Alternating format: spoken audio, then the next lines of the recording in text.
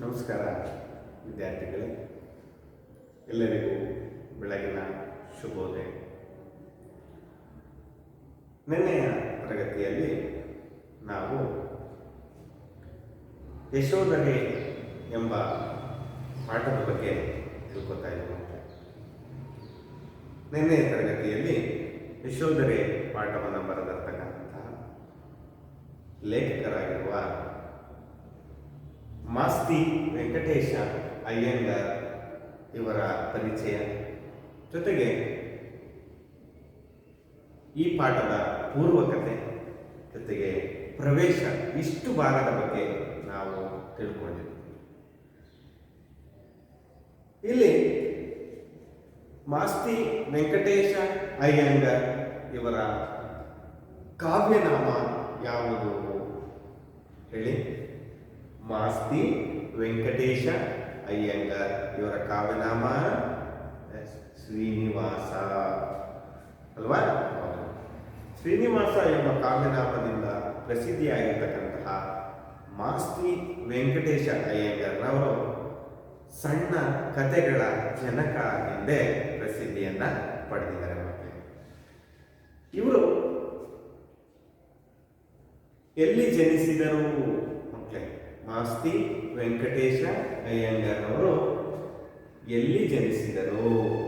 ಕೋಲಾರ ಜಿಲ್ಲೆಯ ಮಾಲೂರು ತಾಲೂಕಿನ ಮಾಸ್ತಿ ಎಂಬ ಗ್ರಾಮದಲ್ಲಿ 6/6/1891 ಜನಿಸಿರ್ತಕ್ಕಂಥದ್ದು. ಇವರು ಭಾರತದ ಅತ್ಯುನ್ನತ ಪ್ರಶಸ್ತಿಗಳಲ್ಲಿ ಒಂದಾದ ಜ್ಞಾನಪೀಠ ಪ್ರಶಸ್ತಿಯನ್ನು ಪಡೆದಿರ್ತಕ್ಕಂತಹ ಕವಿ ಲೇಖಕರು ಅಲ್ವಾ? ಇವರಿಗೆ ಯಾವ ಕೃತಿಗೆ ಜ್ಞಾನಪೀಠ ಪ್ರಶಸ್ತಿ ಸಿಕ್ತು ಹೇಳಿ? ಹೌದಲ್ವಾ? ಎಸ್, ನೆನಪೈತಲ್ಲ? ಚಿಕ್ಕ ವೀರ ರಾಜೇಂದ್ರ ಕೃತಿಗೆ ಇವರಿಗೆ ಜ್ಞಾನಪೀಠ ಪ್ರಶಸ್ತಿ ಸಿಕ್ಕಿರ್ತಕ್ಕಂಥದ್ದು. ಇಲ್ಲಿ ನಿಮಗೆ ಪೂರ್ವಕತೆಯಲ್ಲಿ ಚೆನ್ನಾಗಿ ಗೊತ್ತಿದೆ. ಸನ್ಯಾಸವನ್ನ ಪಡೆದಂತಹ ಈ ಒಂದು ನಾಟಕದ ಮುಖ್ಯ ಕೇಂದ್ರ ಬಿಂದು ಆಗಿರ್ತಕ್ಕಂತಹ ಸಿದ್ಧಾರ್ಥ ಸನ್ಯಾಸವನ್ನ ಪಡೆದು ಎಷ್ಟು ವರ್ಷಗಳಾಗಿದೆ? 10 ವರ್ಷಗಳಾಗಿದೆ. ಎಷ್ಟು ವರ್ಷ ಆಗಿದೆ? 10 ವರ್ಷಗಳಾಗಿದೆ. ಈಗ 10 ವರ್ಷದ ನಂತರ ಅವನ ಮಗ ಕೂಡ ಅವರನ್ನ ಕರ್ಕೊಂಡು ಬರೋದಕ್ಕೆ ಹೋಗ್ತೀನಿ ಅಂತಕ್ಕಂತಹ ಅಹವಾಲನ್ನು ಕೂಡ ತಾತನೊಂದಿಗೆ ಮತ್ತು ತಾಯಿಯೊಂದಿಗೆ ಹೇಳಿಕೊಂಡಿದ್ದಾನೆ. ಅದಕ್ಕೆ ತಾತ ಕೂಡ ಒಪ್ಪಿಗೆ ಕೊಟ್ಟಿದ್ದಾರೆ. ಯಾರು? ಸಿದ್ಧಾರ್ಥನ ಮಗ ರಾಹುಲ. ಇವನಿಗೂ ಕೂಡ ಎಷ್ಟು ವರ್ಷ ಆಗಿದೆ? 10 ವರ್ಷ ಆಗಿದೆ. ಅಂದ್ರೆ ಇವನು ಹುಟ್ಟಿದ ವರ್ಷವೇ ಸನ್ಯಾಸತ್ವವನ್ನು ಸ್ವೀಕರಿಸಿರ್ತಕ್ಕಂತಹ ದೊರೆ ಸಿದ್ಧಾರ್ಥ. ಈಗ ತಾಯಿಗೆ ಒಂದು ಕನಸು ಬಿದ್ದಿದೆ.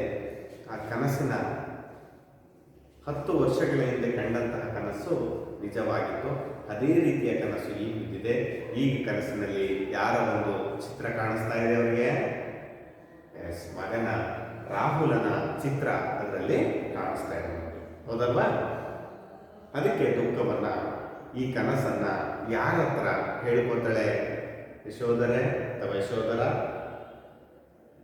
ಸೇವಕಿಯಾಗಿರ್ತಕ್ಕಂತಹ ಅಂಬಿಕೆ. ಯಾರ ಹತ್ರ ಹೇಳ್ಕೊತಾರೆ? ಅಂಬಿಕೆ ಅಂತ ಹೇಳ್ಕೊತಾರೆ. ಈಗ ಆ ವಿಚಾರವನ್ನ ತಿಳಿಸೋದಕ್ಕೋಸ್ಕರ ರಾಹುಲ ಹೇಳಿದ ಮಾತಿಗೂ ಕಂಡಂತಹ ಕನಸಿಗೂ ಮತ್ತೆ ತಾಯಿ ಮಾತನಾಡ್ತಿರ್ತಕ್ಕಂತಹ ವಿಷಯಕ್ಕೂ ಸಂಬಂಧ ಬಂದ್ಬಿಡುತ್ತೆ. ಆ ವಿಚಾರವನ್ನು ಕೇಳಿದಂತಹ ತಾಯಿ ಅಂಬಿಕೆಗೆ ರಾಜನಾಗಿರ್ತಕ್ಕಂತಹ ಶುದ್ಧೋಧನನನ್ನ ಕರೆದುಕೊಂಬರಲಿಕ್ಕೆ ಸೇವಕಿಗೆ ತಿಳಿಸ್ತಾಳೆ. ಆಗ ಸೇವಕಿ ಹೋಗಿ ರಾಜನನ್ನ ಕರೆದುಕೊಂಡು ಬರ್ತಾಳೆ. ಅಲ್ಲಿ ನಿಮಗೆ ಸ್ವಲ್ಪ ಪಾಠಭಾಗದ ಬಗ್ಗೆ ಆಗಿತ್ತು.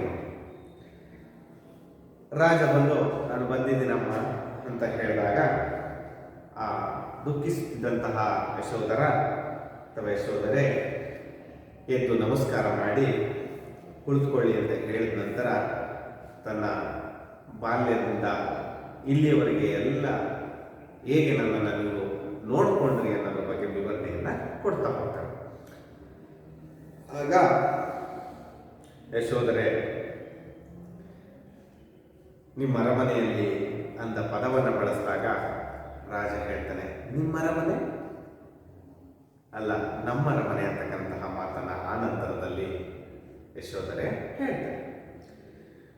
ನನಗೆ ನಿಮ್ಮ ಐಶ್ವರ್ಯದಲ್ಲಿ ಯಾವುದೇ ರೀತಿಯಾದಂತಹ ಒಂದು ಕಣ ಮಾತ್ರ ಕಡಿಮೆ ಆಗದ ಹಾಗೆ ನನ್ನನ್ನು ನೋಡ್ಕೊಂಡಿದ್ದೀರಿ. ನೀವು ಪತಿಯನ್ನ ಮತ್ತೊಮ್ಮೆ ಕೊಡಿ ಅಂತಕ್ಕಂತಹ ಮಾತನ್ನು ಕೇಳಿದಾಗ ರಾಜ ಹೇಳ್ತಾನೆ, ಏನ ಮಾಡೆಂದು ಕೇಳುವೆ, ಏನು ಮಾಡಬೇಕು ಅಂತ ನೀನು ಬಯಸ್ತಾ ಇದೆಯಾ ಅಂದಾಗ ಈ ಯಶೋಧರೆ ಏನು ಹೇಳ್ತಾಳೆ ಅಂತಕ್ಕಂತಹ ಮುಂದಿನ ಭಾಗವನ್ನು ನೀವು ಗೊತ್ತು ತಿಳಿದುಕೊಳ್ಳೋಣ.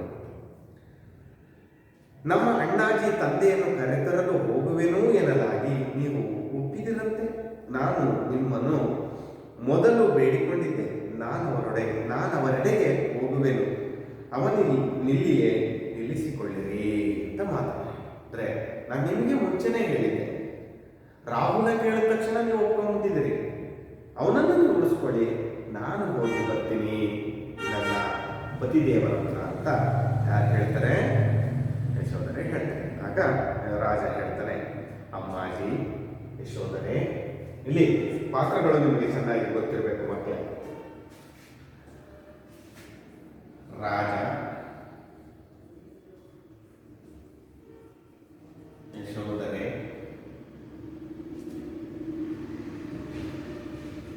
ರಾಹುಲ,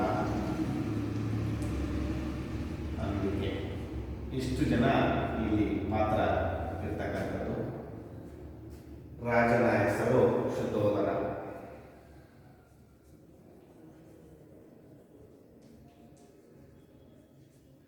ಯಶೋಧರೆ ಸಿದ್ಧಾರ್ಥನ ಹೆಂಡತಿ.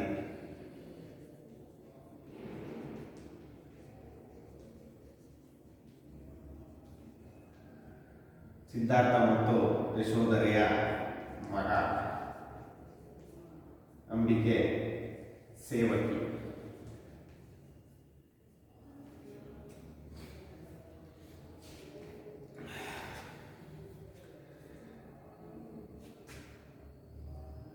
ಅಮ್ಮಾಜಿ, ಬಾಲಕನು ತಂದೆಯನ್ನು ಕರೆತರುವೆನೆಂದೆನಲು ಕೇವಲ ವಿನೋದದಲ್ಲಿ ಆಗಬಹುದೆಂದೇ.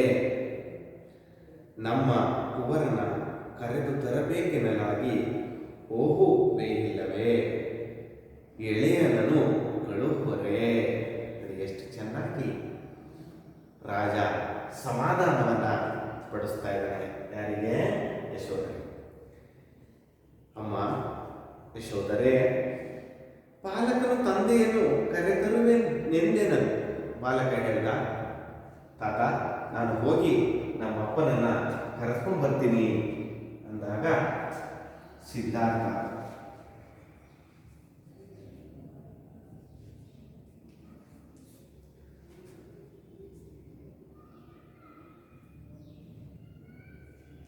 ಯಶೋಧರೆ ಗಂಡ.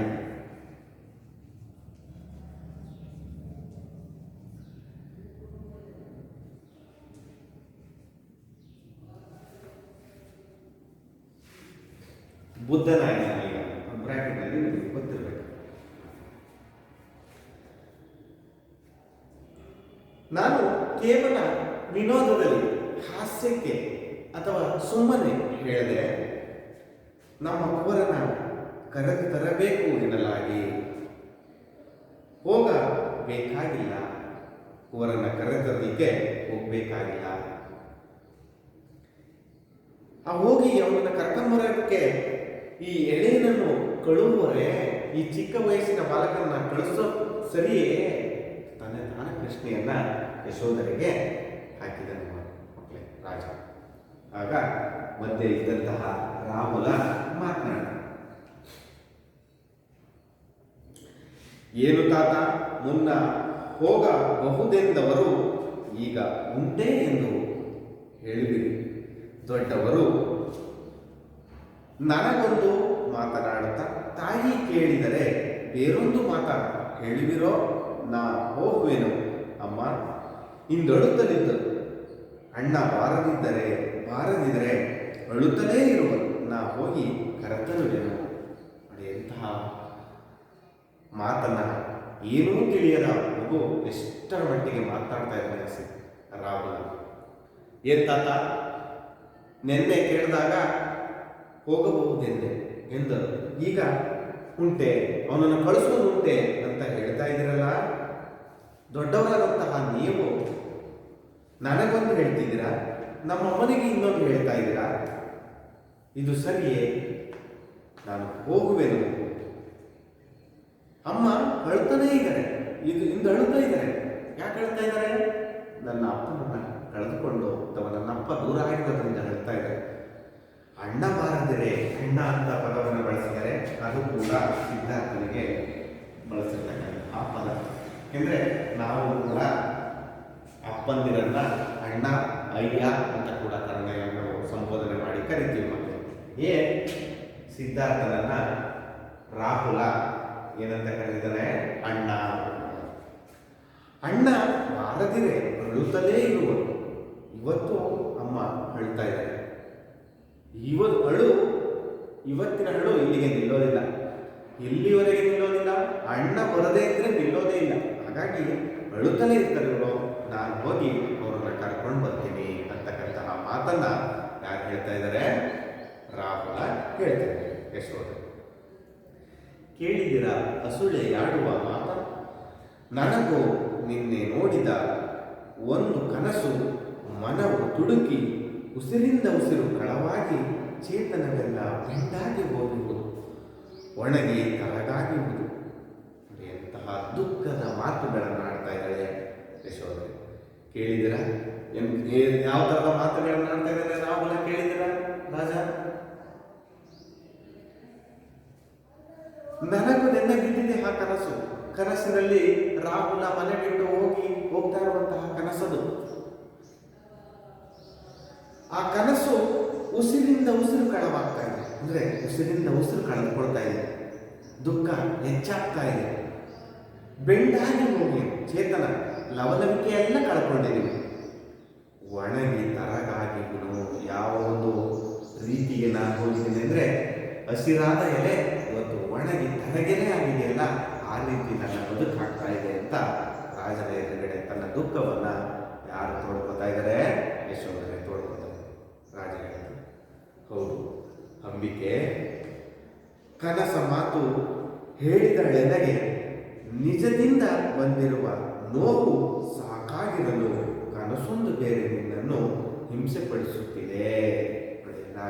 ರಾಜ ತನ್ನ ಸೊಸೆಯಾಗಿರ್ತಕ್ಕಂತಹ ಸೋದರಿಯ ಮಗಳಿಗೆ ಯಶೋಧರೆಗೆ ಸಮಾಧಾನದ ಮಾತುಗಳನ್ನು ಆಡ್ತಾ ಇದೆ. ಹೌದು ಹೌದು ಹೌದು ಯಶೋಧರೆ, ಅಂಬಿಕೆ ನನಗೆ ಈ ಕನಸಿನ ವಿಚಾರವನ್ನ ಹೇಳಿದಳು. ಅಂಬಿಕೆ ಕನಸ ಮಾತು ಹೇಳಿದರೆ ನನಗೆ ನಿಜದಿಂದ ಬಂದಿವ ನೋವು. ನಿನಗಾಗೆ ತನ್ನ ಗಂಡ ಮನೆ ಬಿಟ್ಟು ಸನ್ಯಾಸತ್ವವನ್ನು ಸ್ವೀಕರಿಸಿಕೊಂಡಿದ್ದಾನೆ, ಅದರ ನೋವೇ ನಿನಗೆ ಬಹಳಷ್ಟು ಕಾಡ್ತಾ ಇದೆ, ಹಿಂಸೆ ಕೊಡ್ತಾ ಇದೆ. ದಿನನಿತ್ಯ ಪ್ರತಿನಿತ್ಯ ನೀನು ಅನುಭವಿಸ್ತಾನೆ ಇದೆಯಾ ಆ ನೋವನ್ನ. ಅದು ಸಾಕಾಗದಿರಲು ಕನಸೊಂದು ಬೇರೆ ನಿನ್ನನ್ನು ಹಿಂಸೆ ಪಡಿಸುತ್ತಿದೆ. ಅದರ ಜೊತೆಗೆ ನಿಜವಾಗಿಯೇ ನೀನು ನೋವನ್ನು ಅನುಭವಿಸ್ತಾ ಇದೆಯಾ, ಅದರ ಜೊತೆಗೆ ಇನ್ನೂ ಕನಸು ಕೂಡ ನಿನ್ನನ್ನು ಏನು ಮಾಡ್ತಾ ಇದೆ? ಹಿಂಸೆಗೆ ಒಳಪಡಿಸ್ತಾ ಇದೆ. ಸಮಾಧಾನ ಪಡ್ಕೋ ಅಂತ ಯಶೋಧರೆಗೆ ರಾಜ ಸುಧೋಧನ ಸಮಾಧಾನದ ಮಾತುಗಳನ್ನ ಆಡ್ತಾ ಇದ್ದಾರೆ. ಯಶೋಧರೆಗೆ ಇಂದು ഇരുಳಾಗುವುದು, ಇನ್ನೇನ ಮಾಡುವ, ನಿದ್ದೆಯಲ್ಲಿ ಮುಳುಗಲ್ಲಾವ ಕನಸಿನ ಮೊಸಳೆ ಹಿಡಿಯುವುದೋ, ಇನ್ನೆನಿತು ತೊಳಲಬೇಕು ಎಂದು ಚೇತನಗಳೆಲ್ಲ ಭೀತಿಯಲ್ಲಿ ಕಲಕಿಹವೆನಗೆ ನನ್ನನ್ನು ಧರಿಸಬೇಕು, ಮಂಡಿ ಉರಿ ನಮಸ್ಕರಿಸುವಳು. ನೋಡಿ ಮಕ್ಕಳೇ, ಯಶೋಧರೆಗೆ ಇನ್ನು ഇരുಳಾಗುವುದು, ಇನ್ನೇನು ಸ್ವಲ್ಪ ಸಮಯದಲ್ಲೇ ಅಲ್ಲೇ ಸಂಜೆ ಆಗ್ತಾ ಬರ್ತಾ ಇದೆ. ಇನ್ನೇನು ಮಾಡೋಣ ನಾನು? ನಿದ್ದೆಗೆ ಹೋದ್ರೆ ರಾತ್ರಿ ಆದ್ರೆ ಮತ್ತೆ ನಿದ್ದೆ ಮಾಡ್ತೀವಿ. ನಿದ್ದೆಯಲ್ಲಿ ಮುಳುಗಿರುವಾಗ ಇನ್ಯಾವ ಕನಸು ನನ್ನನ್ನು ಮೊಸಳೆಯ ರೀತಿ ಹಿಡಿಯುತ್ತೋ, ಇನ್ಯಾವ ಅಮಂಗಳದ ಕನಸು ನನಗೆ ಬೀಳುತ್ತೋ, ಇನ್ನೇನು ದುಃಖವನ್ನು ನಾನು ಅನುಭವಿಸಬೇಕೋ, ಇನ್ಯಾವ ಕನಸಿನ ಮೊಸಳೆ ಹಿಡಿಯುವುದೋ, ಇನ್ನೇನಿತು ಬಳಲಬೇಕು, ಇನ್ಯಾವ ರೀತಿ ನಾನು ಹಿಂಸೆಯನ್ನು ಅನುಭವಿಸಬೇಕು ಎಂದು ಚೇತನಗಳೆಲ್ಲ ರೀತಿಯಲ್ಲಿ ಕಲಕಿಹವೆನಗೆ ಉತ್ಸಾಹ, ಉಲ್ಲಾಸ, ನಗು ಇವೆಲ್ಲವೂ ಕಳೆದುಕೊಂಡಿದ್ದೀನಿ ನಾನು. ಅವೆಲ್ಲ ಯಾವುದರಲ್ಲಿ ಕಲಕಿ ಹೋಗ್ತಾ ಇದೆ? ಭೀತಿ, ಭಯದಲ್ಲಿ ಕಲಕಿ ಹೋಗ್ತಾ ಇದೆ. ನನಗೆ ನನ್ನನ್ನು ಉದ್ಧರಿಸಬೇಕು, ನನಗೆ ಆಶೀರ್ವಾದ ಮಾಡಬೇಕು ಅಂತ ಹೇಳಿ ಮಂಡಿಯೂರಿ ಯಶೋಧರೆ ಶುದ್ಧೋಧನ ರಾಜನ ಕಾಲಿಗೆ ನಮಸ್ಕಾರವನ್ನು ಮಾಡ್ತಾ ಆಗ ರಾಜ ಕೇಳಿಕೊಂಡು, ಏನು ಹೇಳುವ ಬಾಗಿ ನಿನ್ನ ದುಃಖವ ನಾನು ಕಾಣೆನೆ, ಹೇಳಮ್ಮ ಯಶೋಧರೆ ಎಂದು ಕುಳಿತುಕೊಳ್ಳುವುದು. ನೀ ಬಲ್ಲೆಯಂತೆ ನಿನ್ನಾಣ್ಣ ಸನ್ಯಾಸವನ್ನು ಸ್ವೀಕರಿಸಿಯನು ಎಂದು ನೀ ಹೋಗಿ ಆತನನ್ನು ನೋಡುವುದು ಸರಿಯಪ್ಪದೆ. ನಿಧಾನವಾಗಿ ಬಿಡಿಸಿ ಎಲ್ಲ ವಿಷಯಗಳನ್ನು ಅವಳಿಗೆ ಮನದಟ್ಟು ಮಾಡುವ ಪ್ರಯತ್ನವನ್ನು ರಾಜ ಸುಧೋಧನ ಮಾಡ್ತಾ ಇದ್ದಾನೆ. ಏಕೆಂದರೆ ಈ ರೀತಿ ನಡಿಬಾರದು ಅನ್ನೋ ಕಾರಣಕ್ಕೋಸ್ಕರನೇ ಮದುವೆ ಮಾಡಿರ್ತಕ್ಕಂಥದ್ದು. ಆ ಕಾರಣಕ್ಕೋಸ್ಕರನೇ ಚಿಕ್ಕ ವಯಸ್ಸಿನಲ್ಲಿಯೇ ತನ್ನ ಸೋದರಿಯ ಮಗಳನ್ನಾಗಿರ್ತಕ್ಕಂತಹ ಯಶೋಧರನ್ನೇ ಕರ್ಕೊಂಡು ಮನೆಗೆ ಬಂದು ಸಾಕಿ ಸಲಹಿ ತನ್ನ ಮಗನಿಗೆ ಕೊಟ್ಟು ಮದುವೆ ಮಾಡಿರ್ತಕ್ಕಂಥದ್ದು. ಹಾಗಾಗಿ ನೀನು ಹೋಗಿ ಆತನನ್ನು ಕಾಣೋದು ಸರಿಯಾ? ನೋಡಿ ಎಷ್ಟು ಚೆನ್ನಾಗಿ. ಹೇಳಮ್ಮ ಅಜ್ಜಿ, ನಿನ್ನ ದುಃಖವನ್ನು ಕಾಣನೆ. ಹೇಳಮ್ಮ ಯಶೋಧರೆ, ಎದುರು ನಿನ್ನ ದುಃಖ ನನಗೇನು ಗೊತ್ತಿಲ್ವಾ? ಅದೇನು ಹೊಸದ? ಹೇಳಮ್ಮ ಯಶೋಧರೆ ಎಂದು ಪಕ್ಕದಲ್ಲಿ ಕೂತು, ನೀ ಬಲ್ಲೆಯಂತೆ ನಿನಗೆ ಚೆನ್ನಾಗಿ ಗೊತ್ತಿದೆ. ನಿನ್ನ ಆಳ್ಮ ಸನ್ಯಾಸವನ್ನು ಸ್ವೀಕರಿಸಿಯನು ಎಂದು ನಿನ್ನ ಒಡೆಯ, ನಿನ್ನ ಆಳ್ಮ ಅಂತ ಅಲ್ಲಿ ಪದವನ್ನು ಬಳಸಿದ್ದಾರೆ. ಆಳ್ಮ ಅಂದರೆ ಪತಿ.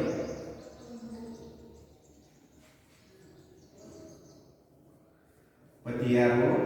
ಸಿದ್ಧಾರ್ಥ. ನಿನ್ನ ಆಳ್ಮ ಎಂದು ನೀ ಹೋಗಿ ಆತನನ್ನು ನೋಡುವುದು ಸರಿಯಪ್ಪದೆ. ನೋಡಿ, ಅವತ್ತಿನ ಕಾಲದಲ್ಲಿ ಸನ್ಯಾಸವನ್ನು ಸ್ವೀಕರಿಸಿರ್ತಕ್ಕಂತಹ ಗಂಡಸರನ್ನ ತನ್ನ ಹೆಂಡತಿಯೂ ಕೂಡ ನೋಡುವ ಹಾಗೆ ಇರಲಿಲ್ಲ. ಅದು ಸಂಪ್ರದಾಯ. ಸನ್ಯಾಸವನ್ನು ಸ್ವೀಕರಿಸಿ ಈಗಲೂ ಕೂಡ ನಿಮಗೆ ಶಬರಿಮಲೆಗೆ ಮಾಲೆಗಳನ್ನು ಧರಿಸಿದ್ರೆ ಮನೆಗೆ ಪ್ರವೇಶ ಮಾಡೋದಿಲ್ಲ, ಹೆಣ್ಣು ಮಕ್ಕಳನ್ನು ಮುಟ್ಟೋದಿಲ್ಲ.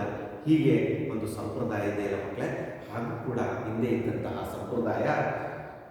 ಗಂಡ ಸನ್ಯಾಸವನ್ನು ಸ್ವೀಕರಿಸಿದ್ರೆ ಹೆಂಡತಿ ಅವನನ್ನು ನೋಡುವಂತಿರಲಿಲ್ಲ. ನೀ ಬಲ್ಲೆ ಅಂತೆ ನಿನ್ನ ಸನ್ಯಾಸವನ್ನು ಸ್ವೀಕರಿಸಿ, ಹೌದಲ್ವಾ?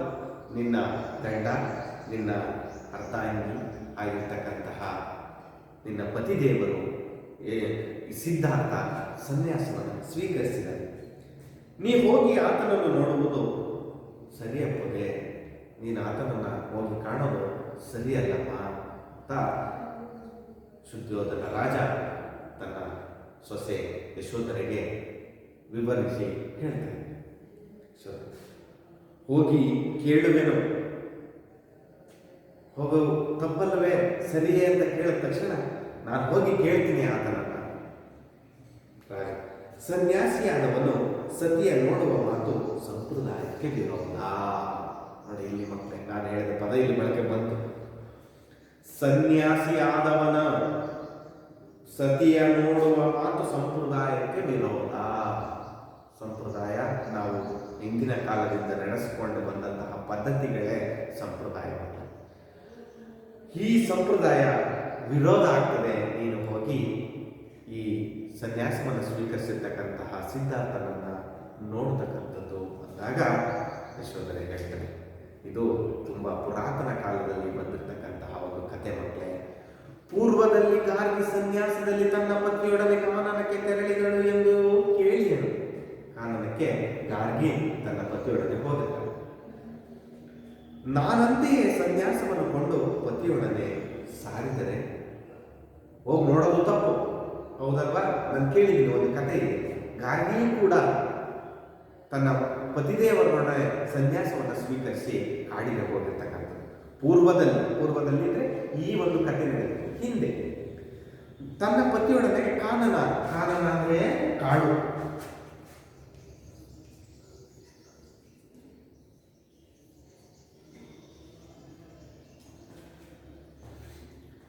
ಎಂದು ಕೇಳಿ ಹೇಳಿ ನಾನಂತೆ ಆ ರೀತಿ ಗಾರ್ಗಿ ಹೇಗೆ ತನ್ನ ಗಂಡನೊಡನೆ ಸನ್ಯಾಸವನ್ನು ಸ್ವೀಕರಿಸಿದಳೋ ಅದೇ ರೀತಿ ನಾನು ಕೂಡ ಸನ್ಯಾಸವನ್ನು ಕೊಂಡು ಪತಿಯೊಡನೆ ಸಾರಿದರೆ, ಪತಿಯೊಡನೆ ಸೇರಿಕೊಂಡ್ರೆ ಸರಿಯಾಗ್ತಲ್ಲ? ಹೋಗೋದು ನೋಡೋದು ತಪ್ಪು, ಮಾತನಾಡಿಸೋದು ತಪ್ಪು. ನಾನು ಕೂಡ ಸನ್ಯಾಸವನ್ನು ಸ್ವೀಕರಿಸಿ ಸಿದ್ಧಾರ್ಥನೊಡನೆ ಹೋಗ್ಬಿಟ್ರೆ ಅಲ್ಲಿ ಸರಿ ಹೋಗುತ್ತಲ್ಲ ಅಂತ ಪ್ರಶ್ನೆಯನ್ನ ಹಾಕಿದಾಳೆ ಯಾರೋ ಯಶೋಧ. ಆಗ ರಾಜ ಹೇಳ, ಈಗ ನೀನಿಯ ರೀತಿ ಸನ್ಯಾಸವಲ್ಲವೇ? ನೋಡಿ ರಾಜನ ಪ್ರಶ್ನೆ ಹೇಗೆ ಸಮಾಧಾನ ಪಡಿಸುವಂತ ಪ್ರಯತ್ನ. ಅಮ್ಮ ಯಶೋಧರೆ, ನೀನು ಹೀಗಿದೆಯಲ್ಲ, ಈ ರೀತಿಯೇ ಕೂಡ ಏನು ಸನ್ಯಾಸ ಅಲ್ವಾ? ಮತ್ತ್ಯಾಕೆ ಹೋಗಿ ನೀವು ಸನ್ಯಾಸವನ್ನು ಪಡಿಬೇಕು? ಆಗ ಅಣ್ಣ, ಆಣ್ಮ ಸನ್ಯಾಸಿಯಾಗಿ ಇಹರೆಂಬುದನ್ನು ನೆನೆವ ಸಾಧನೆಯ ವೇಷವಿದೆ. ಇಂದು ನಿಜದಲ್ಲಿ ನಾನು ಸನ್ಯಾಸವನ್ನು ಕೊಂಡು ಪತಿಯೊಡನೆ ಸಾರಿದರೆ, ಆಣ್ಮ ಅಂದರೆ ಇಲ್ಲಿ ಒಡೆಯ, ಆಗಲೇ ಆಣ್ಮ ಅಂತಕ್ಕಂಥ ಪದವನ್ನು ಗಮನಿಸಿ. ನಿನ್ನ ಆಣ್ಮ ಅಂತ ಪದ. ಈಗ ಆಣ್ಮ ಅಂದರೆ ಒಡೆಯ ಅಂತ ಅರ್ಥವನ್ನು ಕೊಡುತ್ತೆ.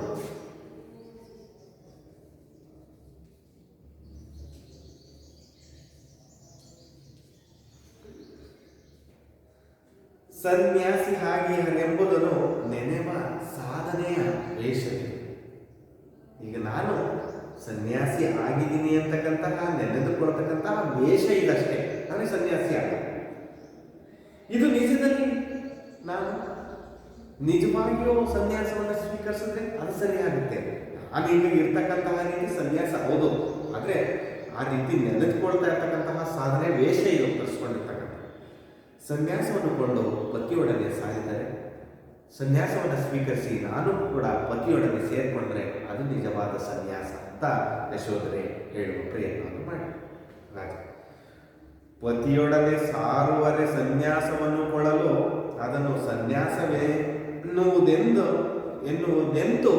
ಅಮ್ಮಾಜಿ ಪತಿಯೊಡನೆ ಸೇರ್ಕೊಂಡ್ರೆ, ರಾಜ ಹೇಳ್ತಾ ಇದ್ದಾರೆ ಶುದ್ಧೋಧನ, ಸನ್ಯಾಸವನ್ನು ಕೊಳ್ಳಲು ಸನ್ಯಾಸವನ್ನು ಸ್ವೀಕರಿಸಿದೆ, ಅದನ್ನು ಸನ್ಯಾಸವೆನ್ನುವುದೆಂದು ಅಮ್ಮಾಜಿ, ಅದನ್ನು ಮಾತ್ರ ಸನ್ಯಾಸ ಅಂತಾರ ಅಮ್ಮಾಜಿ? ಈಗ ನೀನಿರುವುದೇ ಸನ್ಯಾಸ, ಅಲ್ಲೂ ಸೇರ್ಕೊಂಡ ತಕ್ಷಣ ನೀನು ಸನ್ಯಾಸಿ ಅಂತಕ್ಕಂಥದ್ದೇನೋ ಅದು ಏನೋ ಅಲ್ಲ ಅಂತಕ್ಕಂಥ ಯಶೋಧ. ನನಗೆ ಕವಿದಿರುವ ನೋಡಿ, ನೋವಿನಲ್ಲಿ ಈ ಮಾತುಗಳನ್ನು ಹೇಳ್ತಾ ಇದ್ದಾಳೆ ಅವಳು. ಈ ಮುಂದಿನ ಪ್ಯಾರವನ್ನು ಗಮನಿಸಿ ಮಕ್ಕಳೇ. ಯಶೋಧ, ನನಗೆ ಕವಿದಿರುವ ಮಂಕನು ನೆನೆ ನನಗೆ ನಗೆ ಬರುತ್ತಲಿದೆ, ಅಂತೆ ಅಳು ಬರುತ್ತಲಿದೆ. ಇನ್ನು ಏನು ಮಾಡುವುದೋ ತೋರದು, ಎಂತೂ ನಡೆಯಲಿ, ನೀವೇ ಅಪ್ಪಣೆ ಮಾಡಿ ಅದರಂತೆ ನಡೆಯುವೆ. ಇಷ್ಟೊತ್ತು ಅವಳ ದುಃಖವನ್ನೆಲ್ಲ ತೋಡ್ಕೊಳ್ಳುವ ಪ್ರಯತ್ನ ಮಾಡಿ ಕೊನೆಗೆ ಒಂದು ನಿರ್ದಿಷ್ಟವಾದ ಪ್ರಶ್ನೆಯನ್ನ ರಾಜನ ಬಳಿ ಕೇಳ್ಕೊತಾ ಇದ್ದಾಳೆ. ನನಗೆ ಕವಿದಿರುವ ಮಂಕು, ನನಗೆ ಮಂಕು ಕವಿದಿದೆ, ಒಂದು ರೀತಿಯ ತಲೆ ಒಂದು ರೀತಿಯ ಮಂಕಾದ ಒಂದು ರೀತಿಯಲ್ಲಿ ಇದೆ. ಒಂದು ರೀತಿ ಹೇಳೋದಾದ್ರೆ ಏನು ಮಾಡಬೇಕು ಅಂತಕ್ಕಂತಹ ಕಲ್ಪನೆ ಕೂಡ ನನಗೆ ಬರ್ತಾ ಇಲ್ಲ. ನನ್ನ ಬಗ್ಗೆ ನಾನೇ ನೆನೆದುಕೊಂಡ್ರೆ ಒಂದ್ಸಲಿ ನಗು ಬರುತ್ತೆ, ಇನ್ನೊಂದ್ಸಲಿ ಅಳು ಬರುತ್ತದೆ. ನಗು ಬರುತ್ತಲಿದೆ, ಅಂತೆ ಅಳು ಬರುತ್ತಲಿದೆ. ಇನ್ನು ಏನ ಮಾಡುವುದು ತೋರದು, ಏನು ತೋರಿಸ್ತಾ ಇಲ್ಲ. ಏನು ಮಾಡಬೇಕು ಅಂತಕ್ಕಂತಹ ಕಲ್ಪನೆಯೂ ಕೂಡ ಅವಳಿಗೆ ಬರ್ತಾ ಇಲ್ಲ. ಎಂತು ನಡೆಯಲಿ, ಏನು ನಡೆಯಲಿ? ನನ್ನ ಸನ್ಯಾಸವನ್ನು ಸ್ವೀಕರಿಸಿದ, ನಾನಿರೋ ರೀತಿಯೇ ಸನ್ಯಾಸದ, ಅಥವಾ ನಾನು ಬದಿಗೆ ಹೋಗಿ ಕೇಳಲ್ಲ ಯಾಕೆ ಈ ರೀತಿ ಮಾಡಿದ್ರಿ ಅಂತ. ಎಲ್ಲವನ್ನ ತೋಡ್ಕೊಂಡ ನಂತರ ನಾನು ಎಂತ ನಡೀಲಿ, ಹೆಂಗೆ ನಡೀಲಿ ಅಂತ ರಾಜ ಶುದ್ಧೋಧನ ಹತ್ರ ಪ್ರಶ್ನೆಯನ್ನು ಮಾಡಿ, ನೀವೇ ಅಪ್ಪಣೆ ಮಾಡಿ ಅದರಂತೆ ನಡೆಯುವೆನು ಸ್ವಾಮಿ. ತಂದೆ ಒಡೆಯನಾಗಿರ್ತಕ್ಕಂತಹ ಸುಧೋಧನರೇ, ನೀವು ಹೇಳಿ ಅದರಂತೆ ನಾನು ನಡ್ಕೋತೀನಿ, ನೀವು ಆಜ್ಞೆ ಮಾಡದಂತೆ ನಡ್ಕೋತೀನಿ. ಆಗ ರಾಜ ಹೇಳ್ತಾರೆ, ಕುವರನಿಗೆ ಹೇಳಿ ಕಳುಹಿಸುವ, ಅವನಿಷ್ಟವನ್ನು ತಿಳಿದು ಅದರಂತೆ ನಡೆಯುವ. ಇಲ್ಲಿ ಕುವರ ಇದು ಪದವನ್ನು ಗಮನಿಸಿ ಮಕ್ಕಳೇ. ಕುವರ ಅಂದ್ರೆ ಮಗ ಸಿದ್ಧಾರ್ಥ, ಕುಮಾರ.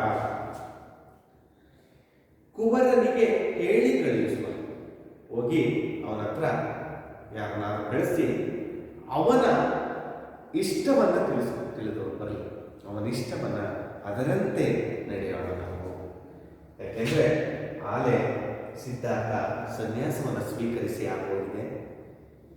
ಇವನ ಇಷ್ಟ ಏನು, ಇವನನ್ನು ಇಷ್ಟದಂತೆ ನಾವು ನಡಿಬೇಕಾಗಿದೆ. ಹಾಗಾಗಿ ಇವನಲ್ಲಿಗೆ ಯಾರಾದರೂ ಕಳಿಸಿ ಅವನ ಇಷ್ಟವನ್ನು ತಿಳಿದುಕೊಂಡು ಬಂದು ಆ ನಂತರ ಅವನ ಇಷ್ಟದಂತೆ ನಾವೆಲ್ಲರೂ ಕೂಡ ನಡ್ಕೊಳ್ಳೋಣ ಅಂತ ರಾಜ ಸಮಾಧಾನದಿಂದ ತಾಯಿ ಆಗಿರ್ತಕ್ಕಂಥ ಮಗಳಾಗಿರ್ತಕ್ಕಂತಹ ಸೊಸೆಯಾಗಿರ್ತಕ್ಕಂತಹ ಯಶೋಧರೆಗೆ ಹೇಳಿ, ಯಶೋಧರೆ ಆಗಬಹುದು ಹಿಂದೆ ಬೇಹನು ಕಳಿಸಿ. ಬೇಹ ಅಂದ್ರೆ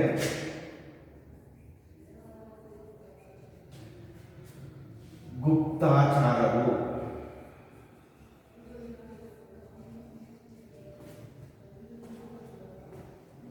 ಗೊತ್ತಾಗದ ಹಾಗೆ ಹೋಗ್ತಕ್ಕಂಥದ್ದು. ಅರ್ಥ ಆಗ್ತದೆ ಅಲ್ವಾ? ಯಾವುದೇ ರೀತಿಯಾಗಿ ಇವರು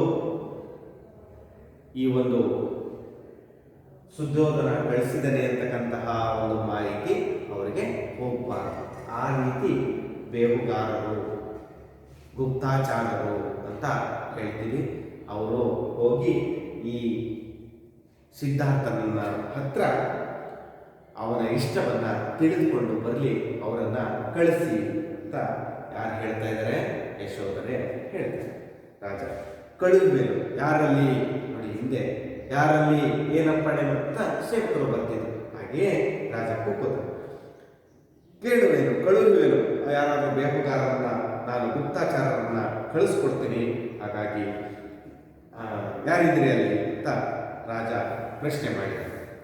ಆಗ ರಾಹುಲ ಹೇಳ್ತಾರೆ, ಮತ್ತೆ ತಾತ ಅಣ್ಣನ ನೋಡೆ ಯಾರನ್ನೋ ಕಳುಹಿಸಿದ್ರ, ನಾ ಹೋಗಿ ಬರಬೇಕು, ನನ್ನನ್ನು ಕಳುಹಿ.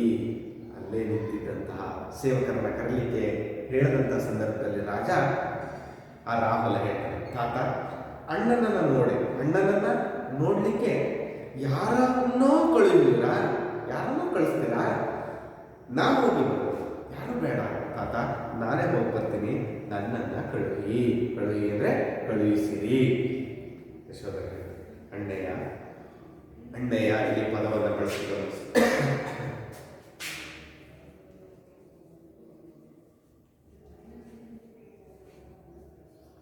ರಾಮನಿಗೆ ಅಣ್ಣಯ್ಯ ಮೊದಲು ಬೇಗಿನ ಜನರು ಹೋಗಿ ಅವರಿಚ್ಛೆಯನ್ನು ತಿಳಿದು ಮರಳರು. ಆಗ ಹೇಳ್ತಾ ಇದ್ದಾರೆ ತಾಯಿ ಯಶೋಧರೆ, ಅಣ್ಣಯ್ಯ ರಾಹುಲ ಮಗನೇ, ಮೊದಲು ಬೇಗಿಯವರು ಹೋಗಿ ಬರಲಿ, ಈ ಗುಪ್ತಾಚಾರರು ಹೋಗಿ ಬರಲಿ, ಹೋಗಿ ಅವರಿಚ್ಛೆಯನ್ನು ತಿಳಿದು ಮರಳಲಿ, ಅವರಿಚ್ಛೆಯನ್ನ ತಿಳಿದು ಅವರು ವಾಪಸ್ಸು ನಮ್ಮ ರಾಜ್ಯಕ್ಕೆ, ನಮ್ಮ ಅರಮನೆಗೆ ಬರಲಿ, ಆಮೇಲೆ ನೋಡುವ ಮಗನೇ ಅಂತ ತನ್ನ ಮಗನನ್ನ ಓಲೈಸ್ತಾ ಇದ್ದಾಳೆ ತಾಯಿ. ಯಾಕೆಂದ್ರೆ ಮಗನನ್ನ ಕಳಿಸ್ಲಿಕ್ಕೆ ಇಷ್ಟ ಇಲ್ಲ.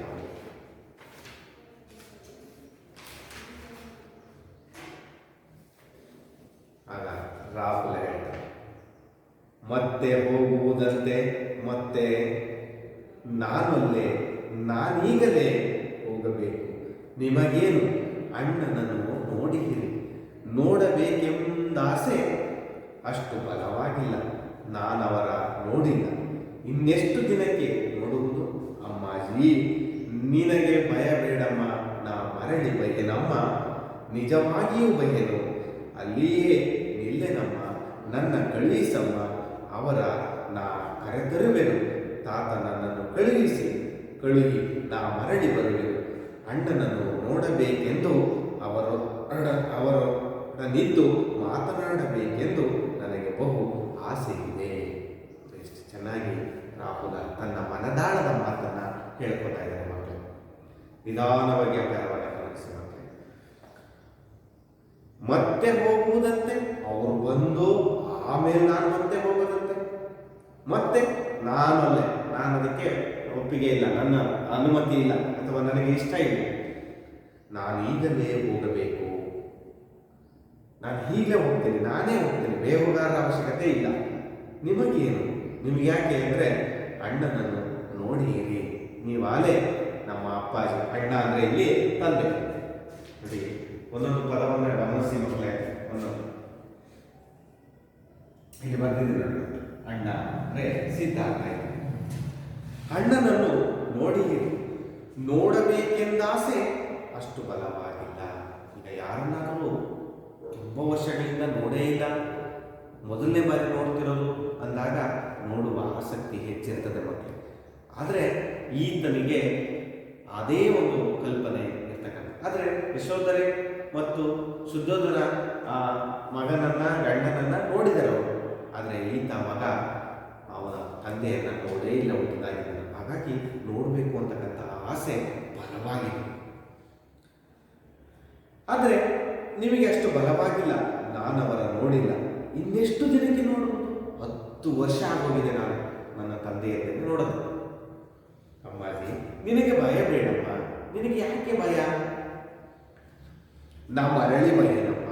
ನಿನಗಿರ್ತಕ್ಕಂತಹ ಒಂದು ಸಂಕಟ, ನೋವು ಅಂದರೆ ತಂದೆ ಹೋಗಿದ್ದಾರೆ, ಮತ್ತೆ ಬಂದಿಲ್ಲ. ನೀನು ಹೋದರೆ ಎಲ್ಲಿ ಮತ್ತೆ ಬರೋದಿಲ್ವೋ ಅಂತಕ್ಕಂತಹ ಒಂದು ಕಲ್ಪನೆ ನಿನ್ನಲ್ಲಿ ಇರ್ಬೋದಮ್ಮ. ಆದರೆ ನಾನು ಮರಳಿ ಬರ್ತೀನಿ. ನಿಜವಾಗಿಯೂ ಬಯಲೇನೋ, ಬಯಲೆ ಅಂದರೆ ಬರುವೇನೋ. ಅಲ್ಲಿ ನಿಲ್ಲೆನಮ್ಮ, ಅಲ್ಲಿ ನಾನು ಉಳಿಯೋದಿಲ್ಲಮ್ಮ. ನನ್ನ ಕಳುಹಿಸಮ್ಮ, ನನ್ನನ್ನು ದಯಮಾಡಿ ಕಳಿಸಮ್ಮ, ಅವರನ್ನ ಕರೆತರುವೆನಮ್ಮ. ನೋಡಿ, ಇವನ ಒಂದು ಆಸೆ ಏನು, ನನ್ನ ತಂದೆಯನ್ನ ವಾಪಸ್ ಕರ್ಕೊಂಡು ಬರ್ತೀನಿ ಅಂತ ದೃಢ ಸಂಕಲ್ಪವನ್ನು ಮಾಡಿದ್ದಾನೆ. ತಾತ ನನ್ನನ್ನು ಕಳುಹಿ. ತಾತನನ್ನ ಕೇಳ್ಕೊತಾ ಇದ್ದಾನೆ, ತಾಯಿಯನ್ನ ಕೇಳ್ಕೊತಾ ಇದ್ದಾನೆ. ನಾ ಮರಳಿ ಬರುವೇನು, ನಾನು ಮರಳಿ ವಾಪಸ್ ಬಂದೇ ಬರ್ತೀನಿ. ಅಣ್ಣನನ್ನು ನೋಡಬೇಕೆಂದು, ಅವರೊಡನಿದ್ದು ಮಾತನಾಡಬೇಕೆಂದು ನನಗೆ ಬಹು ಆಸೆ ಇದೆ.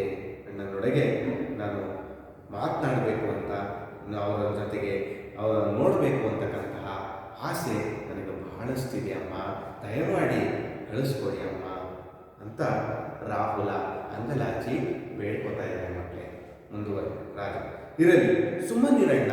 ಯಶೋಧರೆ, ಕನಸು ನಿಜವಾಯಿತು. ಕನಸಿನಲ್ಲಿ ಕಂಡ ಹುಲಿ ನಿಜದೊಳೆದರಿಗೆ ಬಂದು ಕೊಡು ನಿನ್ನ ಜೀವವನ್ನು ಎಂದು ಕೇಳುತ್ತಲಿರುವುದು. ನೋಡಿ, ಯಶೋಧರೆಯ ನೋವು ಹೇಗಿದೆ. ರಾಜ ಹೇಳ್ತಾರೆ, ಇರಲಿ, ಸುಮ್ಮನಿರಣ್ಣ, ಸುಮ್ಮನಿರಪ್ಪ ಮಗನೇ. ಯಾರು ಮಗನೇ ಅಂದ್ರೆ ಇಲ್ಲಿ ರಾಹುಲ. ಸುಮ್ಮನಿರಪ್ಪ, ಸುಮ್ಮನಿರೋ ಮಗನೇ ಅಂತ ಬೇಡ್ಕೊತಾ ಇದ್ದಾರೆ. ಯಶೋಧರೆ ಹೇಳ್ತಾರೆ, ಕನಸು ನಿಜವಾಯಿತು. ನಾನು ಕಂಡ ಕನಸು, ನನ್ನ ವೇದನೆ, ನನ್ನ ಮನಸ್ಸಿನಲ್ಲಿದ್ದಂತಹ ಅಥವಾ ನಾಳೆ ನಡೆಯುವಂಥದ್ದು ನಿಜ ಆಗ್ತಾ ಇದೆ. ನನ್ನ ಮಗನೂ ಕೂಡ ನನ್ನನ್ನು ಬಿಟ್ಟು ಹೋಗುವಂತಹ ದಿನ ಬಂದಿದೆ. ಕನಸಿನಲ್ಲಿ ಕಂಡ ಹುಲಿ, ಕನಸಿನಲ್ಲಿ ಕಂಡಿರ್ತಕ್ಕಂತಹ ಹುಲಿ ನಿಜದೊಳೆದುರಿಗೆ ಬಂದು ಕೊಡು ನಿನ್ನ ಜೀವವನ್ನು ಎಂದು ಕೇಳುತ್ತಲಿರುವುದು.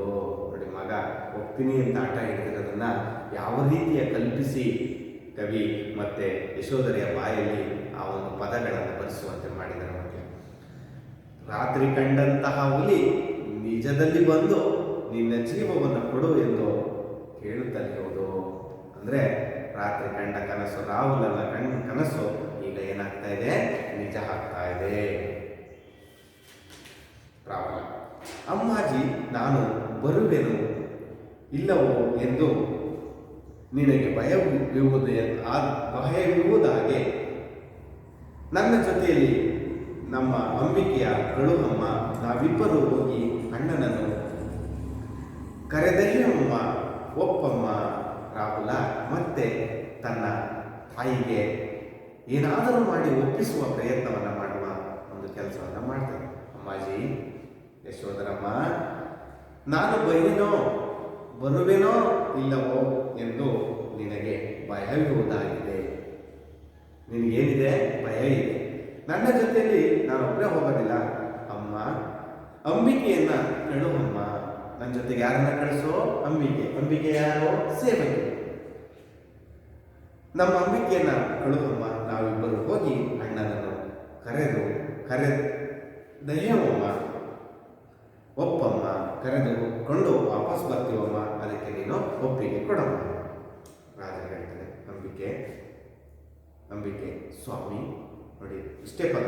ರಾಜ, ಅಂಬಿಕೆ ಸ್ವಾಮಿ, ಬಾಲನಾಡಿದ ಮಾತು ಕೇಳಿದೆಯಾ? ಏನೆಂಬೆ? ರಾಜ ಕೇಳ್ತಾ ಇದ್ದಾನೆ ಅಂಬಿಕೆ. ಆ ರಾಹುಲ ಅಂದ್ರೆ ಇಲ್ಲಿ ಯಾರೋ? ರಾಹುಲ ಹಾಡಿದ ಮಾತನ್ನ ಕೇಳಿದೆಯಮ್ಮ? ಏನ್ ಹೇಳ್ತೀಯ ಇದಕ್ಕೆ?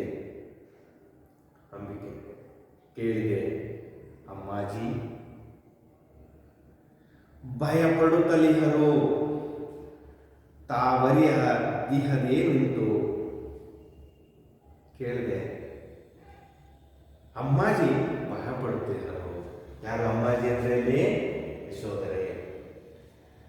ತಾವರಿಯ ದಿಹದೇನುಂಟು, ತಮಗೆ ತಿಳಿಯದಿರದೇ ಇರತಕ್ಕಂತಹ ಅಥವಾ ತಿಳಿಯದೇ ಇರುವ ವಿಷಯ ಏನಿದೆ ಎಲ್ಲ ಗೊತ್ತಿದೆ ನಿಮಗೇನೆ ರಾಜ ಅಂತ ಅಂಬಿಕೆ ಅವರ ಮೇಲೆ ವಿಚಾರವನ್ನ ಹೇಳಿ.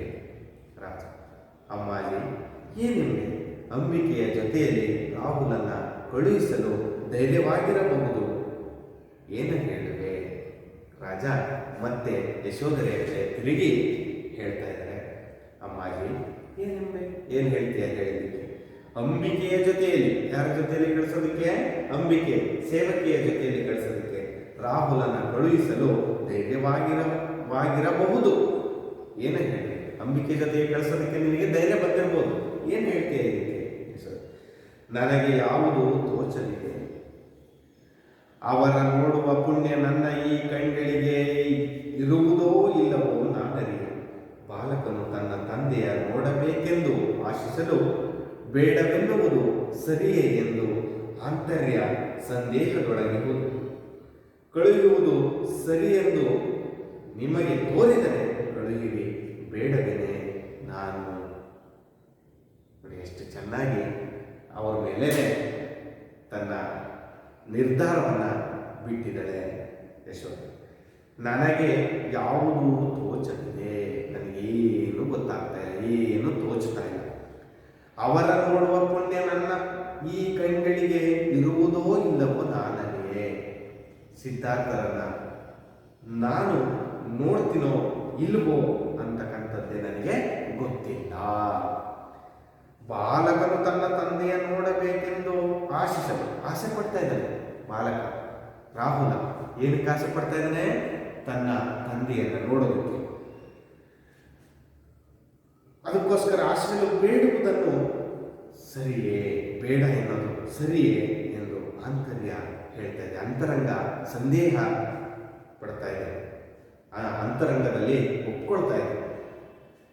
ಕಳುಹಿಸುವುದು ಸರಿ ಎಂದು ನಿಮಗೆ ತೋರಿದರೆ ಕಳುಹಿಸಿ, ಬೇಡದೇನೆ ನಾನು. ಅದು ಕಳುಹಿಸುವುದು ಸರಿ ಎಂದು ನಿಮ್ಗೆ ಅನಿಸಿದ್ರೆ ಅವರನ್ನು ಕಳಿಸ್ಕೊಡಿ, ನಾನು ಬೇಡ ಅನ್ನೋದಿಲ್ಲ ಅಂತ ತನ್ನ ಮನದಾಳದ ಮಾತನ್ನ ಯಶೋಧರೆ ಹೇಳ್ಬೋದು. ರಾಹುಲ್, ಅಮ್ಮ ಎಷ್ಟು ಒಳ್ಳೆಯವಳಮ್ಮ ನೀನು. ಅಂಬಿಕೆ, ನಡೆ ಹೋಗಿ ಅಣ್ಣನನ್ನು ಕರೆ ತರುವ. ತಾತ, ನಾವು ಹೋಗಿ ಬರಲೇ? ಅಮ್ಮಾಜಿ, ನಾವು ಹೋಗಿ ಬರೋಣವೇನಮ್ಮ. ಎಷ್ಟು ಉತ್ಸುಕನಾಗಿದ್ದಾನೆ ರಾಹುಲ ಆ ಸಿದ್ಧಾರ್ಥನನ್ನು ಕರ್ಕೊಂಡ್ಬರೋದಕ್ಕೆ ಆಗೋದಿಲ್ಲ ಅನ್ನೋದು ಮುಂದಿನ ವಿಚಾರ. ಆದರೆ ಅವನ ಆಸಕ್ತಿ, ಅವನ ಒಂದು ದಾರಿ ಹೇಗಿದೆ, ಆ ಒಂದು ಧೈರ್ಯಶಾಲಿಯಾಗಿ ಮುನ್ನುಗ್ತಿರ್ತಕ್ಕಂತಹ ರೀತಿ. ಅಮ್ಮ ಎಷ್ಟು ಒಳ್ಳೆಯವಳಮ್ಮ ನೀನು. ಅಂಬಿಕೆ, ಬಾ ಹೋಗೋಣ, ಅಣ್ಣನನ್ನು ಕರೆತರುವ. ತಾತ, ನಾವು ಹೋಗಿ ಬರಲಿ. ಅಮ್ಮಾಜಿ, ನಾವು ಹೋಗಿ ಬರೋಣವೇನಮ್ಮ ಅಂತ ಮತ್ತೆ ತಾಯಿಗೆ ಮತ್ತು ತಾತನಿಗೆ ಹೊಂದಿಸ್ತಾ ಇದೆ ಯಶೋಧ. ಆಹಾ, ಏನು ಉತ್ಸಾಹವಿದು. ಅಪ್ಪಾಜಿ ಹೋಗಿ ಬಾ ಅಣ್ಣಯ್ಯ, ನನ್ನ ಮರೆಯದಿರಣ್ಣ. ನಿಮ್ಮಣ್ಣ ನಮ್ಮ ಮರೆತರು, ನನ್ನ ಬದುಕೆಲ್ಲ ಬಯಲಾಯಿತು. ಅವರು ಬಿಟ್ಟಂತೆ ನೀನೆನ್ನ ಕೈ ಬಿಡಬೇಡ. ಅದರ ಜೊತೆಗೆ ಒಂದು ಮಾತನ್ನ ಕೂಡ, ಕಿವಿ ಮಾತನ್ನ ಅಂಬಿಕೆ ಮತ್ತು ರಾಹುಲ ಮಗನಿಗೆ ಹೇಳುವ ಪ್ರಯತ್ನವನ್ನ ಯಶೋಧರೆ ಮಾಡ್ತಾ ಇದ್ದಾರೆ. ಆಹಾ, ಏನು ಉತ್ಸಾಹ, ಏನು ಉತ್ಸಾಹ ಇದೆ ಅವನಿಗೆ. ಅಪ್ಪಾಜಿ ಹೋಗಿ ಬಾ ಅಣ್ಣಯ್ಯ, ನನ್ನ ರಣ್ಣ. ಅಣ್ಣಯ್ಯ ಅಂದ್ರೆ ಇಲ್ಲಿ ಪಾಪನಿಗೆ ಅಥವಾ ರಾಹುಲನಿಗೆ ಹೇಳ್ತಾರೆ. ನಿಮ್ಮಣ್ಣ ನನ್ನ ಮರೆತರು. ನಿಮ್ಮಣ್ಣ ಅಂದ್ರೆ ಯಾರೋ ಸಿದ್ಧಾರ್ಥ. ನನ್ನ ಬದುಕೆಲ್ಲ ಬಯಲಾಯಿತು. ನನ್ನ ಬದುಕು ಒಂದು ರೀತಿ ಬರಡಾಗಿ ಹೋಗಿದೆ. ಅವರು ಬಿಟ್ಟಂತೆ ನೀನೆನ್ನ ಕೈ ಬಿಡಬೇಡ. ಅವರಾಲೆ ನನ್ನನ್ನು ಕೈ ಬಿಟ್ಟಿದ್ದಾರೆ, ಆದರೆ ನೀನು ನನ್ನ ಕೈ ಬಿಡಬೇಡ. ಹೋಗಿ ಬಾ ಅಂಬಿಕೆ, ಜೊತೆಯಲ್ಲಿರು, ನನ್ನ ಮರೆಯದಿರು. ಅಂಬಿಕೆ, ನೀನು ಹೋಗಿ ಬಾ, ಆದರೆ ನೀನು ಕೂಡ ನನ್ನನ್ನು ಮರೆಯದಿರು ಅಂತ ಅಂಬಿಕೆಗೂ ಹೇಳಿದ. ಆಗ ಅಂಬಿಕೆ ಹೇಳ್ತಾಳೆ, ನನ್ನಾಣೆ ಮರೆಯುವೆನೆ ತಾಯಿ. ನೋಡಿ, ಯಾವ ಒಂದು ನನ್ನಾಣೆ ಮರೆಯೋದಿಲ್ಲ ಅಮ್ಮ, ನಿನ್ನನ್ನು ನಾನು ಮರೆಯೋದುಂಟೆ ಅಂತ ಹೇಳಿದಾಗ ಯಶೋಧರೆ ದುಃಖದಲ್ಲಿ ಯಾವ ಮಾತನ್ನು, ಮರೆತದು ತಪ್ಪಲ್ಲ, ಅದು ನನ್ನ ವಿಧಿ ಎಂಬೆ. ಮರೆತರೂ ಕೂಡ ಅದು ತಪ್ಪಿಲ್ಲ ಅಂಬಿಕೆ, ಅದು ನನ್ನ ವಿಧಿ. ಯಾಕೆಂದರೆ ಅಲ್ಲಿ ನನ್ನ ಗಂಡ ನನ್ನನ್ನು ಮರೆತಿದ್ದಾನೆ, ಈಗ ಮಗ ಕೂಡ ಹೊರಟಿದ್ದಾನೆ, ನೀನು ಅವನ ಜೊತೆಲಿ ಹೋಗ್ತಾ ಇದೆಯಾ, ಎಲ್ಲವೂ ಕೂಡ ನನ್ನ ವಿಧಿ, ಹಣೆ ಬರಹ. ಆಗ ರಾಜ ಹೇಳ್ತಾನೆ, ನಿನ್ನ ವಿಧಿ ಕೆಟ್ಟದೆಂದೆಣಿಸದಿರುವಮ್ಮಾಜಿ, ನಿನ್ನ ಅರಸನೀಗ ಲೋಕಕ್ಕೆ ಪೂಜ್ಯನೆನಿಸನು. ರಾಜ್ಯವಾಡುವುದೆಂಬ ಕಿರಿಯ ಹಿರಿಯನು, ಜಗದ ಜೀವಗಳ ಉದ್ಧರಿಪ ಹಿರಿಮೆಯನು ಅಳವಟ್ಟು ರಾಜ ಅಧಿರಾಜ ವೃಂದಗಳಿಂದ ಓಲೈಸಿಕೊಳ್ಳುತ್ತಾ ಚಕ್ರಾಧಿಪತಿಯಂತೆ ನಿಂದಿಹನು. ಏಕೆ ಚಿಂತಿಸುವೆ, ಈ ಬಾಲಕನು ನಿನ್ನ ಈ 10 ವರ್ಷದ ತಪವೇ ಮೇವೆತ್ತು ನಿನ್ನಾಳ್ವನನು ಕರೆಯ ಹೊರಟಂತೆ ಹೊರಟಿಹನು.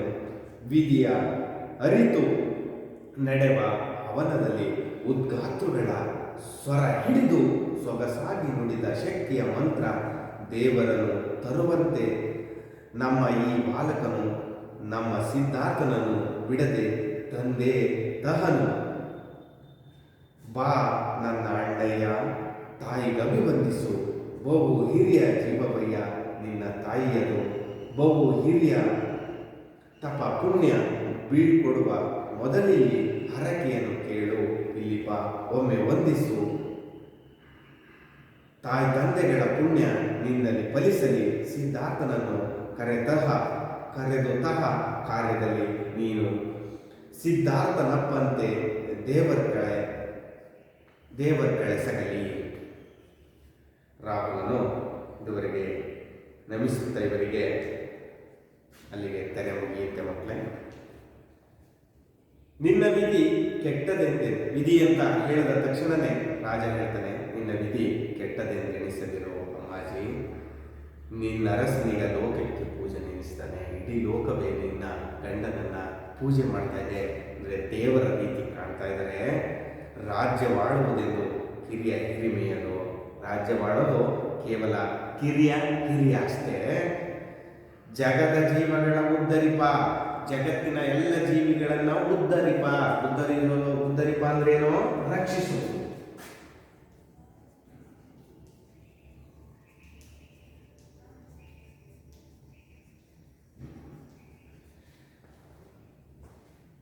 ಇದು ಹಿರಿಮೆ. ಅದು ರಾಜ್ಯ ಆಳೋದು ಬರೀ ಹಿರಿಮೆ, ಆದರೆ ಇಡೀ ಜಗತ್ತನ್ನೇ ರಕ್ಷಿಸುವುದು ಹಿರಿಮೆ.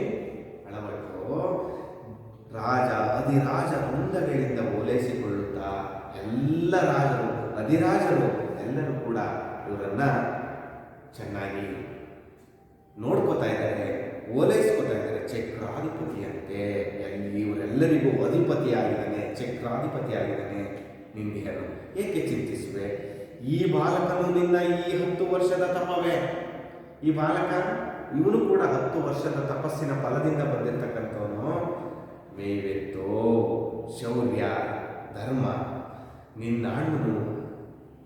ನಿನ್ನಾಣ್ಮನನು ಕರೆಯ ಹೊರಟಂತೆ ಹೊರಟಿಯನು. ಶೌರ್ಯದಿಂದ ಮೇವೆತ್ತು, ಶೌರ್ಯದಿಂದ ಧೈರ್ಯದಿಂದ ನಿನ್ನ ಆತ್ಮನನ್ನ, ನಿನ್ನ ಗಂಡನನ್ನ, ನಿನ್ನ ಒಡೆಯನನ್ನ, ಸಿದ್ಧಾರ್ಥನನ್ನ ಕರೆ ಹೊರಟಿದ್ದಾನೆ. ವಿಧಿ ಅರಿತು ನಡೆವ ಹವನದಲ್ಲಿ, ವಿಧಿ ಅರಿತು ಹವನ ಉದ್ಘಾತಗಳು ಮಾತು ಆಡೋದು ಎಲ್ಲವೂ ಕೂಡ ಸ್ವರ ಹಿಡಿದು ಸೊಗಸಾಗಿ ನುಡಿದ ಶಕ್ತಿಯ ಮಂತ್ರ. ಇದಕ್ಕೆಲ್ಲ ಹೋಮ ಮತ್ತು ಹಾಡು ಇವುಗಳನ್ನೆಲ್ಲ ಸ್ವರವಾಗಿ ಸೊಗಸಾಗಿ ನುಡಿದಂತಹ ಶಕ್ತಿಯ ಮಂತ್ರ ದೇವರನ್ನು ತರುವಂತೆ ನಮ್ಮ ಈ ಬಾಲಕನು ನಮ್ಮ ಸಿದ್ಧಾರ್ಥನನ್ನು ಬಿಡದೆ ತಂದೆ ತಹನು, ಸಿದ್ಧಾರ್ಥನನ್ನು ತಂದೆ ತಂತಾನೆ. ಬಾ ನನ್ನ ಅಣ್ಣಯ್ಯ, ತಾಯಿಗೆ ಅಭಿವಂದಿಸು. ಬಾ ನನ್ನ ಮಗನೇ, ಬಾ ನನ್ನ ಮೊಮ್ಮಗನೇ ರಾಹುಲನೇ, ತಾಯಿಗೆ ನಮಸ್ಕಾರ ಮಾಡು. ಬಹು ಹಿರಿಯ ಜೀವ ಇದು, ಹಿರಿಯ ಜೀವ ಅಪ್ಪ. ತಪ ಪುಣ್ಯ ಬೀಳ್ಕೊಡುವ ಮೊದಲಿಲ್ಲಿ, ಬೀಳ್ಕೊಡೋದಕ್ಕಿಂತ ಹೋಗೋದಕ್ಕಿಂತ ನಿನ್ನ ಕೆಲಸ ಕಾರ್ಯಗಳನ್ನು ಮುಂದುವರಿಸೋದಕ್ಕಿಂತ ಮುಂಚೆ ಹರಕೆಯನ್ನು ಕೊಡು, ಹರಕೆ ಕಟ್ಕೋ. ಇಲ್ಲಿ ಬಾ, ಒಮ್ಮೆ ಅಭಿವಂದಿಸು. ತಾಯಿ ತಂದೆಗಳ ಪುಣ್ಯ ನಿನ್ನಲ್ಲಿ ಫಲಿಸಲಿ, ತಾಯಿ ತಂದೆ ಮಾಡಿರ್ತಕ್ಕಂತಹ ಪುಣ್ಯ ನಿನಗೆ ಸಿಕ್ಕಲಿ. ಸಿದ್ಧಾರ್ಥನನ್ನು ಕರೆದಂತಹ ಕಾರ್ಯದಲ್ಲಿ ನೀನು ಸಿದ್ಧಾರ್ಥನಪ್ಪಂತೆ ದೇವರ ಕಳಿಸಲಿ. ಹೇಗೆ ಸಿದ್ಧಾರ್ಥ ಆ ಒಂದು ಸನ್ಯಾಸವನ್ನು ಸ್ವೀಕರಿಸಿ ಇಡೀ ಲೋಕವೇ ಪೂಜಿಸುವಂತಾಗಿದನೋ, ಹಾಗೆ ನಿನ್ನ ಕಾರ್ಯವು ಯಶಸ್ವಿಯಾಗಿ ಮಹಾ ಮಗನೇ ತಾಯಿಗೆ ನಮಸ್ಕಾರ ಮಾಡುವಂತ ರಾಹುಲನನ್ನ ರಾಜ ಸುದ್ಯೋಧನ ಕರೆದು ತನ್ನ ಮಗನ ಒಂದು ಆ ತಾಯಿಯ ಆಶೀರ್ವಾದ ಪಡೆಯಲಿಕ್ಕೆ ಹೇಳಿದಂಥ ಸಂದರ್ಭದಲ್ಲಿ ರಾಹುಲ ಇವರಿಗೆ ನಮಿಸುವನು. ತಾಯಿಗೆ ಮತ್ತು ತಾತನಿಗೆ ನಮಸ್ಕರಿಸಿ ಸಿದ್ಧಾರ್ಥನನ್ನು ಕರೆದುಕೊಂಡು ಬರುವ ಒಂದು ಪ್ರಯತ್ನವನ್ನು ಮಾಡುತ್ತಾನೆ. ಇಷ್ಟು ಈ ಪಾಠದಲ್ಲಿರ್ತಕ್ಕಂತಹ ವಸ್ತು ಮಕ್ಕಳೇ. ಇಷ್ಟು ಪಾಠ ನಿಮಗೆ ಚೆನ್ನಾಗಿ ಅರ್ಥ ಆಯಿತು ಅಂತ ನಾನು ಭಾವಿಸ್ತೀನಿ. ಈ ಪಾಠದಲ್ಲಿ ಬರುವಂತಹ ಪ್ರಶ್ನೆಗಳನ್ನು ಕೇಳ್ತಾ ಹೋಗ್ತೀನಿ. ನಿಮಗೆ ಎಷ್ಟು ತಿಳಿದಿದೆ ಅನ್ನುವ ವಿಚಾರವನ್ನು ಗಮನಿಸಿ ಮಕ್ಕಳೇ. ಯಶೋಧರೆ ಮತ್ತೊಮ್ಮೆ ಯಾರನ್ನು ನೀಡಬೇಕೆಂದು ರಾಜನಲ್ಲಿ ಬೇಡಿಕೊಳ್ಳುತ್ತಾಳೆ. ಎಷ್ಟು ಅರ್ಥ ಆಗಿದೆ ಅಲ್ವಾ? ಮೊದಲನೇ ಪ್ರೇರಣೆ ಬಂತು. ಯಾರನ್ನ ಬೇಡ್ಕೊತಾಳೆ? ರಾಜನನ್ನ ಬೇಡ್ಕೊತಾಳೆ. ಏನಂತ ಬೇಡ್ಕೊತಾಳೆ? ನನ್ನ ಪತಿದೇವರನ್ನ ಕೊಡು ಅಂತ ಬೇಡ್ಕೊತಾಳೆ ಮಕ್ಕಳೇ. ತಂದೆಯನ್ನ ಕರೆತರಲು ಹೋಗುವೆನೆಂದು ಹೇಳಿದವರು ಯಾರು? ಚೆನ್ನಾಗಿ ನೆನಪಿದೆಯಲ್ವಾ? ಎಸ್, ಯಾರೋ? ರಾಹುಲ ಹೇಳ್ತಾ ಇರ್ತಕ್ಕಂಥದ್ದು. ರಾಜನಿಗೆ, ಈ ಶುದ್ಧೋಧನಿಗೆ ಕನಸಿನ ವಿಚಾರವನ್ನ ತಿಳಿಸಿದವರು ಯಾರು? ಯಾರಿಗೆ ಬಿದ್ದಿರ್ತಕ್ಕಂಥದ್ದು ಕನಸು? ಯಶೋಧರೆಗೆ ಬಿದ್ದಿರುವ ಕನಸಿನ ವಿಚಾರವನ್ನ ರಾಜನಿಗೆ ತಿಳಿಸಿದಂಥವ್ರು ಯಾರು? ಯಾರು ಹೇಳಿ? ಅಂಬಿಕೆ. ಅಂಬಿಕೆ ಯಾರು? ಯಶೋಧರೆಯ ಸೇವಕಿಗಳು. ಸಂಪ್ರದಾಯಕ್ಕೆ ವಿರೋಧವಾದದ್ದು ಯಾವುದೋ ನಾನು ಒತ್ತಿ ಹೇಳಿದೆ ನಿಮಗೆ ಈ ಒಂದು ಪಾಠದಲ್ಲಿ. ಮತ್ತೆ ಸನ್ಯಾಸಿಯಾದವನನ್ನ ಪತಿ ಸನ್ಯಾಸತ್ವವನ್ನು ಸ್ವೀಕರಿಸಿರ್ತಕ್ಕಂಥದನ್ನ ಸತಿ ನೋಡೋದು ಸಂಪ್ರದಾಯಕ್ಕೆ ವಿರೋಧ. ಈಗ ನೀನಿರುವ ಸ್ಥಿತಿ ಯಾವುದೆಂದು ರಾಜ ಹೇಳ್ತಾನೆ ಯಶೋಧರೆಗೆ. ನೀನೀಗಿರುವಂತಹ ಸ್ಥಿತಿ ಯಾವುದು ಅಂತ ಹೇಳ್ತಾನೆ? ಎಸ್ ಹೇಳಿ, ಸನ್ಯಾಸತ್ವ. ನೀನೀಗಿರೋ ಸ್ಥಿತಿನೇ ಸನ್ಯಾಸಿ ಅಂತ ಹೇಳ್ತಾ ಹೋಗ್ತಾನೆ. ಇಷ್ಟು ಪಾಠ ನಿಮಗೆ ಅರ್ಥ ಆಗಿದೆ ಅಂತ ಭಾವಿಸಿ ಈ ಪಾಠವನ್ನು ಈಗ ಮುಗಿಸ್ತಾ ಇದ್ದೀನಿ. ಇಲ್ಲಿ ಅಭ್ಯಾಸದ ಪ್ರಶ್ನೆಗಳು ಇದಾವೆ ಮಕ್ಕಳೇ. ಆ ಅಭ್ಯಾಸದ ಪ್ರಶ್ನೆಗಳಿಗೆ ಉತ್ತರಗಳನ್ನು ಬರೀರಿ, ಚೆನ್ನಾಗಿ ಅರ್ಥ ಮಾಡ್ಕೊಳ್ಳಿ. ಏನಾದರೂ ನಿಮಗೆ ಇದರಲ್ಲಿ ಗೊಂದಲಗಳು, ಡೌಟ್ಸ್ಗಳಿದ್ದರೆ ತರಗತಿ ಶಿಕ್ಷಕರನ್ನ ಭೇಟಿ ಮಾಡುವಂಥ ಸಂದರ್ಭದಲ್ಲಿ ಕೇಳಿ ತಿಳ್ಕೊಳ್ಳಿ ಅಂತ ಹೇಳ್ತಾ ಇವತ್ತಿನ ತರಗತಿಯನ್ನು ಮುಕ್ತಾಯ ಮಾಡ್ತಾ ಇದ್ದೀನಿ. ನಮಸ್ಕಾರ.